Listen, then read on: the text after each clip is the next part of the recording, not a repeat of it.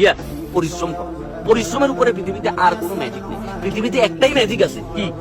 পরিশ্রম।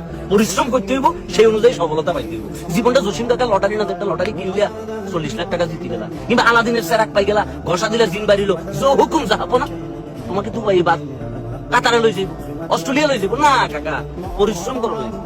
সেটা তুমি যা কিছু করতে পারো, জাস্ট তখন আশপাশের মানুষের কথাগুলো মাথা থেকে সবাই দিবে যে হেতে আমার জীবনে পরিশ্রম আনে। ধরো তুমি কন্টেন্ট বানাইতেছো, বানাও।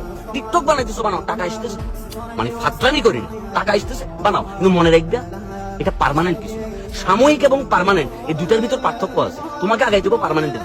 ধরো আমি কন্টেন্ট বানাই দিচ্ছি, টাকা আসতেছে, কিন্তু দিন শেষে আমার কিন্তু ব্যবসা আছে, ওইটা আমার মূল খুঁটি। যে সোশ্যাল মিডিয়া বন্ধ হয়ে গেছে, প্যারা নাই, আমি আমার ব্যবসা করি, পরিশ্রম করুন, কামলা দিব, আম বেচমু, জাম বেচমু, রস বেচমু, কোনো প্রবলেম নাই। দিন শেষে তোমার শক্তি তুমি, দিন শেষে তোমার এনার্জি তুমি, দিন শেষে তোমার পরিশ্রম তোমাকেই করতে হবে। আর ওই সফলতার ভাগ বাকি মানুষরা আছে নিজে। ওইটাই সিস্টেম, এভাবে দুনিয়াটা চলতেছে। সুতরাং লাইফে যদি কিছু করতে চাও,